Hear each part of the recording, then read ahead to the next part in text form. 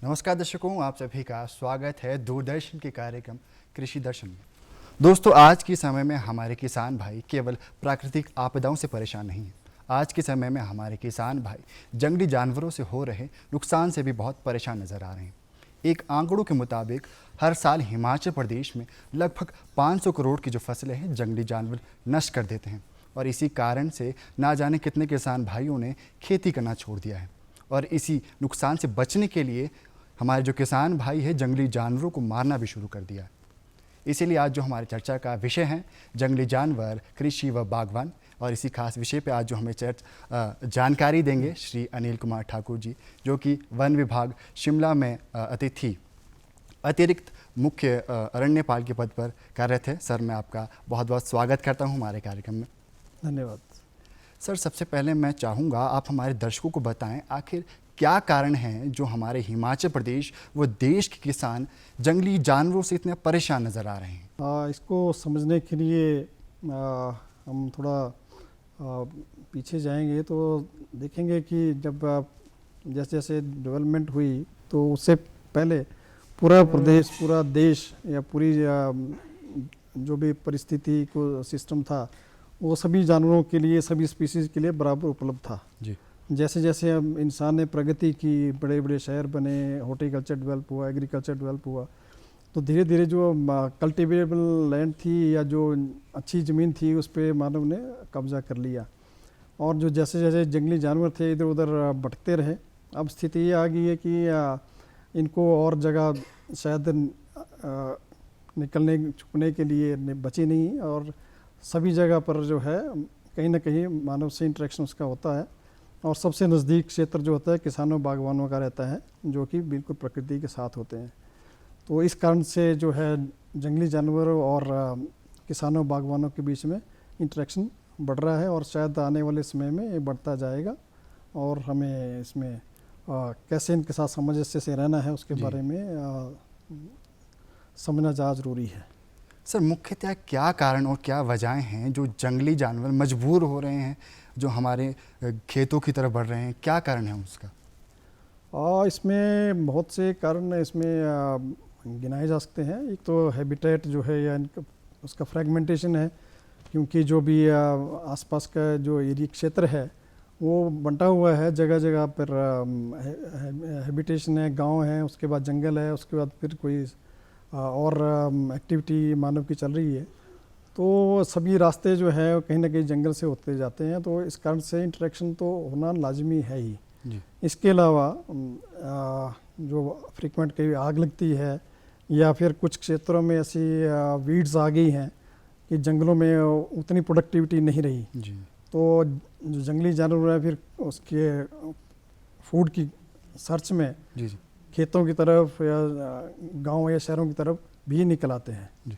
तो ये कुछ कारण है कि जिससे कि ये जानवर जो है खेतों या जानवर हमारे जो है हैबिटेशन की तरफ आ रहे हैं। और कहीं ना कहीं ये कहना गलत नहीं होगा कि जानवर हमारे घरों के नहीं, हम जानवरों के घरों की तरफ बढ़ रहे हैं। हाँ, ये भी एक दूसरा तरीका है सब बात को समझने का। एक्चुअली हमने जो है इंक्रोचमेंट इनके हैबिटेट में, इनके जो रहने के स्थल थे उनमें की है, चाहे हॉर्टिकल्चर डेवलपमेंट के नाम पे की, चाहे एग्रीकल्चर के नाम पे की जी।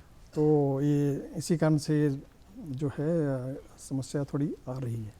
सर, अगर हम बात करें हिमाचल प्रदेश की जो जोग्राफिकल कंडीशन है हर जगह अलग अलग है। हमारे प्रदेश में मैदानी इलाके भी हैं, पहाड़ी इलाके भी हैं, तो कौन कौन से क्षेत्र में किस किस तरह की जो जानवरों की समस्या देखने के लिए मिलती है? तो इसको इस तरीके से बताया जाता है। हिमाचल के 3 पार्ट आप ब्रॉडली कर सकते हैं। एक लोअर हिमाचल जो प्लेन के साथ लगता है, उन क्षेत्रों में जो मुख्य जानवर, जंगली जानवर जो किसानों के साथ किसानों की फसलों में नुकसान करते हैं वो नीलगाय है या सांबर है और वाइल्ड पिग है, सुअर जिसको हम बोलते हैं। तो मुख्य तौर पे ये 3 जो है नुकसान पहुंचाने वाले जानवर हैं। उसके बाद हम मिडिल में आ जाएं तो यहाँ पर आपको सांबर मिलेगा या बंदर बहुत हैं, बंदर हैं। उसके अलावा पोर्कुपाइन है जिसको हम शाही बोलते हैं जी। उसके खरगोश भी हैं जी। तो मिड हिल में ये जानवर ये मुख्य तौर पे जो नुकसान करते हैं जी। उसका हाई हिल्स में चले जाएँ तो उसमें एक जानवर ऐड हो जाता है, ब्लैक बियर, जो कुछ क्षेत्रों में जो फल के बाग बगीचे हैं उसमें नुकसान कर रहा है और बंदर तो खैर वहाँ पर मौजूद है ही। जी। इसके अलावा कुछ परिंदे जैसे पक्षी भी। तोते हैं जी। मोर या भी हैं। फ्रूट बैट्स हैं, जी। मोर कुछ हद तक कुछ क्षेत्रों में मोर भी नुकसान करता है। तो मिड हिल में ये जानवर हैं और हाई हिल्स में इतने ज़्यादा प्रॉब्लम्स नहीं हैं वाइल्ड लाइफ से। और कुछ क्षेत्रों में जैसे लाहौल का एक क्षेत्र है जहाँ पर जैसे जैसे कल्टीवेशन ऊंचे इलाकों में होती जा रही है और वो इतनी हाइट पे कल्टीवेशन पहुंच गई है, वो जो हमारा ब्राउन बियर है या लाल भालू उसके क्षेत्र के साथ भी ओवरलैप करता है। तो वहाँ पर कुछ क्षेत्रों में लाल भालू के केसेस भी आने शुरू हो गए हैं जो क्रॉप के साथ उनका नुकसान कर रहे हैं। सर, अगर हम बात करें बचाव की, फसलों की जानवरों से, तो किस तरह से हमारे किसान भाइयों को अपनी फसल का बचाव करना चाहिए इन जंगली जानवरों से? हाँ, जंगली जानवरों से बचाव के लिए तो सबसे उत्तम तो ये है कि जो आसपास के आपके जंगल हैं उनका प्रोटेक्शन करें, उनका ख्याल रखें और उनका अगर उनकी कंडीशन अगर अच्छी होगी तो जंगली जानवर जो भी होंगे वो अपने जंगल के अच्छे वातावरण में ही रहेंगे, उनको उसी में खाने को मिलेगा और उसी में वो संतुष्ट रहेंगे। अगर जंगल में कुछ नहीं मिलेगा तब फिर जंगली जानवर जो खेतों की तरफ अट्रैक्ट होते हैं जी। तो ये जो है एक सहभागिता है कि जंगलों को हम ठीक रखें तो हमारे खेत भी ठीक रखें, तो ये सोच रहेगी और इसमें एफर्ट भी रहेंगे तो एक बहुत बड़ा एक बहुत बड़ा एक क्या बताएं, इसका रिजल्ट बहुत अच्छा रिजल्ट रहेगा। सर, एक तरीका माना जाता है फेंसिंग, यानी कि बाड़ लगाना जो कि खेतों के आसपास रहता है। इसे किस तरह से लगाना चाहिए और किस किस तरह की जो फेंसिंग रहती है? इसमें एक तो ट्रेडिशनल फेंसिंग जैसे लोग जब बागवान किसान करते हैं बाड़ में फेंसिंग करते हैं, उससे काफ़ी हद तक जो स्ट्रे कैटल है या जो जानवर जो है जंप नहीं कर पाते उनको रोकने के लिए काफ़ी रहती है। इसके अलावा जो दूसरे जानवर हैं जो जंप करके ऊपर से निकलते हैं या उसके लिए सरकार ने एक सोलर फेंसिंग की स्कीम भी निकाली है, तो उसमें सब्सिडी सरकार ने बागवानों को देते हैं। तो वो एक मॉडर्न तरीका है उसको अपने खेतों को बाढ़ से बचा के और उससे जो जंगली जानवर उसके नज़दीक नहीं आते। तो मुख्य तौर पे तो ये है। इसके अलावा जैसे तोते हैं इनसे बचाने के लिए लोग उसको नेट का यूज़ कर सकते हैं जी। तो काफ़ी एरिया में यूज़ भी होती है। इसके अलावा कुछ ऐसे डिवाइसेस भी हैं जैसे अल्ट्रासोनिक डिवाइसेस हैं जी। या साउंड वाले डिवाइस हैं जी।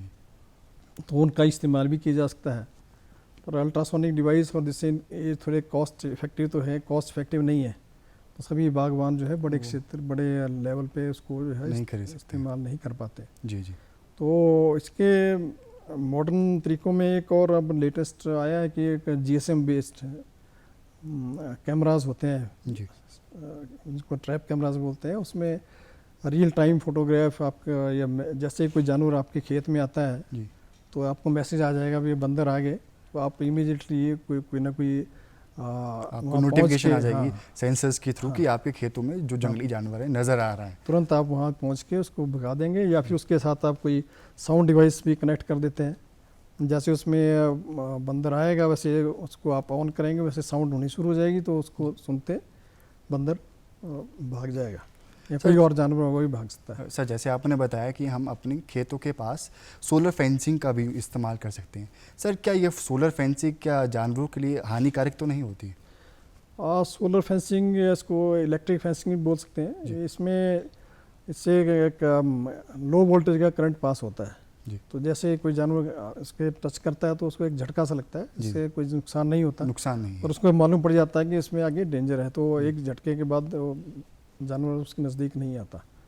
और ये इलेक्ट्रिक फेंसिंग या सोलर फेंसिंग जो है ये आदमियों के लिए भी सेफ़ है, तो कहीं ना कहीं इतना नुकसान नहीं पहुंचाती हाँ, है। पर ज़रूर इसमें थोड़ा ध्यान बरतने की बहुत ज़्यादा आवश्यकता है। और मे भी सब्सिडी एक डेमोन्स्ट्रेशन के लिए सरकार देती है। जी, जी। उसके बाद जब लार्ज स्केल पे सभी लगाने लगेंगे तो शायद बिल्कुल। सब्सिडी कितनी मिलेगी उसकी क्या, अगर सबको ही पसंद आ जाएगी तो सब्सिडी की जरूरत भी शायद ना रहे।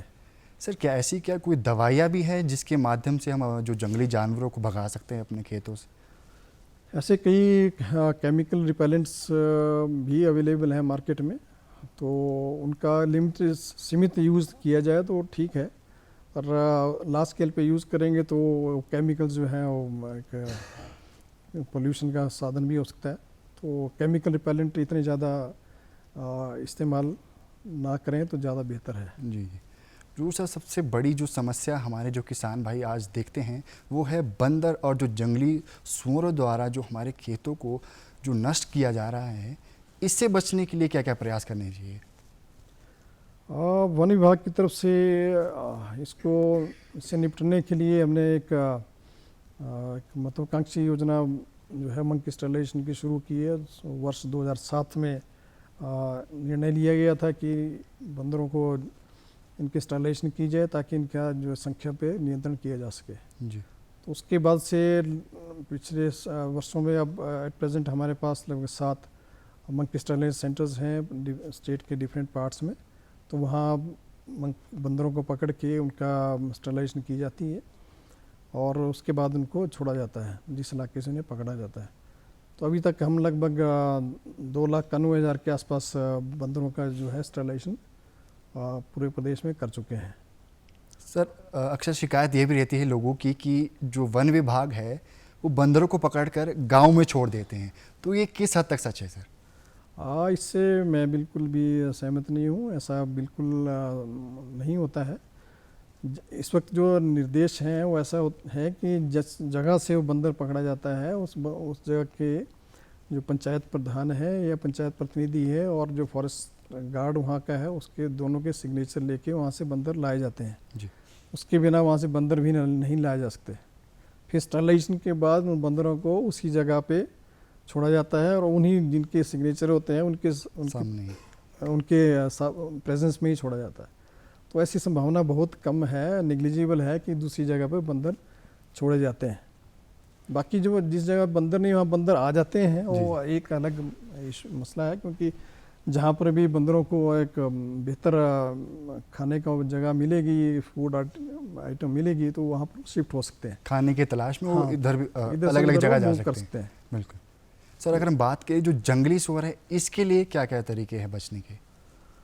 हाँ, जंगली सूअर से बचने के लिए तो विभाग की तरफ से तो यही सहायता दी जाती है कि अगर किसी क्षेत्र में जंगली सूअर ज़्यादा आतंक फैला रहे हैं तो वहाँ के लोग जो है अप्लाई कर सकते हैं उनको जंगली सूअरों को मारने के लिए। और उसके लिए हमने जो DFO हैं उनको प्राधिकृत कर रखा हुआ है कि वो परमिशन एप्लीकेशन आने पे उनको देते हैं और वो मार सकते हैं। सर जैसे आपने बताया कि जंगली सूअरों को मार सकते हैं, क्या हिमाचल में जंगली जानवरों को मारना वैध है? अगर मार सकते हैं तो क्या प्रक्रिया रहती है और किससे अनुमति लेनी पड़ती है? वैसे तो पूरे हिमाचल में शिकार पर प्रतिबंध है जी, परंतु अगर कोई ऐसा जानवर है जिससे कि प्रॉपर्टी और लाइफ का खतरा हो उसको मारने की परमिशन जो है DFO वाइल्ड लाइफ और DFO टेरिटोरियल जो है वो सबको, वो जो है वाइल्ड लाइफ वार्डन है अपने अपने क्षेत्र को उनके एप्लीकेशन आप देंगे तो आप परमिशन मारने की दे सकते हैं जी। पर उसमें सिर्फ एक ये है कि जो वाइल्ड लाइफ एक्ट में जो शेड्यूल 1 के एनिमल हैं जी, जो शेड्यूल 1 में है तो उनको उनकी परमिशन सिर्फ चीफ वाइल्ड लाइफ वार्डन ही दे सकता है जी। तो पहले के अलावा कि कोई और जानवर हैं तो उसके लिए वाइल्ड लाइफ वार्डन ऑथराइज्ड अफसर हैं वो दे सकते हैं परमिशन। और सर जैसे हम देखा है कि हमारे प्रदेश में जानवर बहुत ज़्यादा खूंखार भी हो जाते हैं, तो उससे बचाव के लिए क्या हमारे किसान भाइयों को गन लेने की अनुमति दी जाती है? गन लेने की अनुमति इस संदर्भ में मैं वाइल्ड लाइफ प्रोटेक्शन एक्ट के इस प्रावधान का उल्लेख करूंगा। इसमें जितने के हमारे wild life sanctuary national park हैं उनके 10 किलोमीटर की परिधि में अगर किसी को लाइसेंस देना है क्रॉप प्रोटेक्शन का या सेल्फ प्रोटेक्शन का तो उसमें उसमें चीफ वाइल्ड लाइफ वार्डन की एनओसी की आवश्यकता रहती है। तो उसके लिए बिना एनओसी के परमिशन लाइसेंस नहीं मिलता।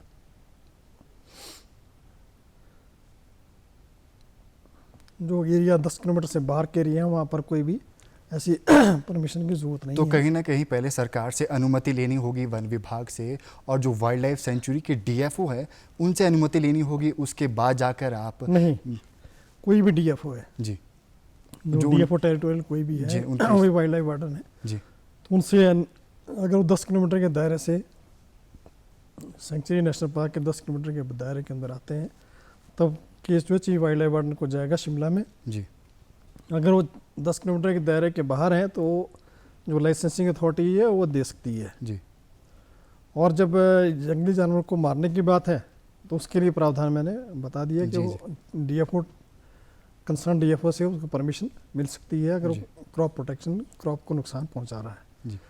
और ये जो है, ये परमिशन जो होती है वो अपने उसके खेत के आसपास के लिए होती है, वो ऐसा नहीं वो जंगल में जाके शिकार कहीं कर भी ले।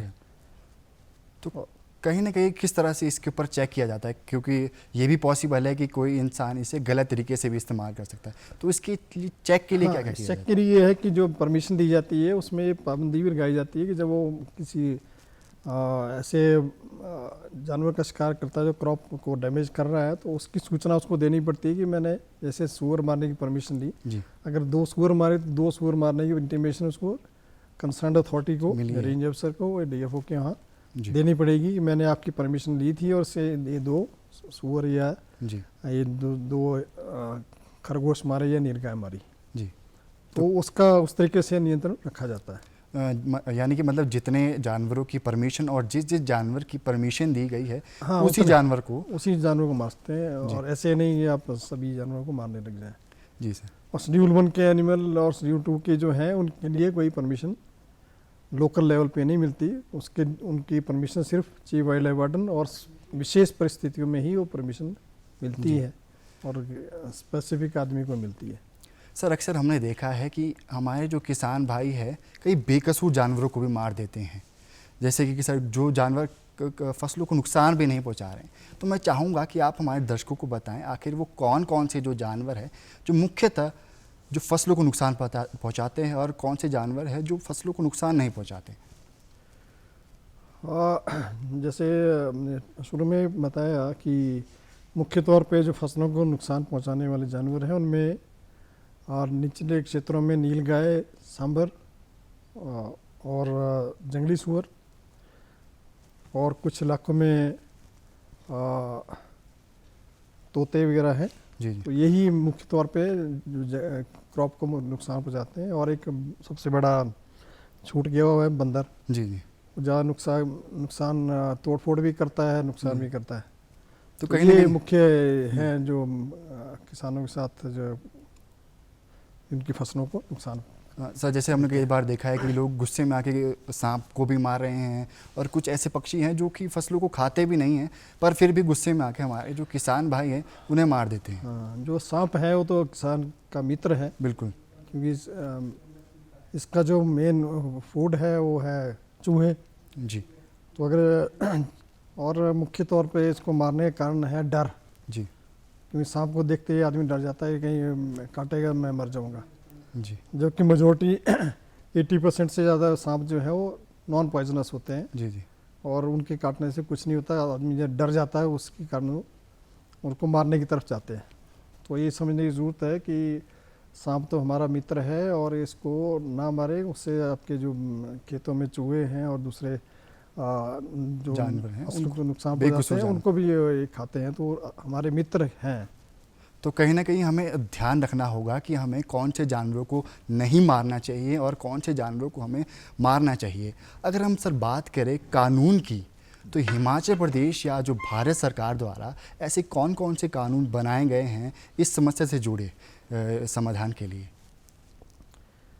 और इस समस्या से समाधान के लिए हमने बहुत सी स्कीम्स हमारे डिपार्टमेंट में भी चल रही हैं। जैसे एक हमारी स्कीम है, इस पे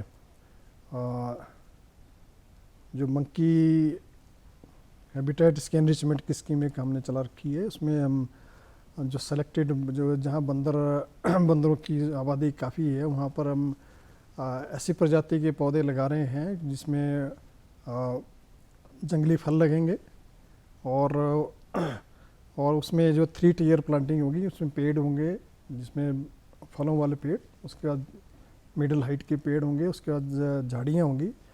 तो उस पूरी जो मॉडल है उसमें इस तरीके से बनाया गया हर एक लेवल पे और हर एक अलग अलग टाइम पे फल जो उपलब्ध हों और ताकि जो बंदर हैं वो किसान खेतों की तरफ जाने के बजाय अपने जंगल में ही अपना उनको भोजन मिले और उधर ना जाए।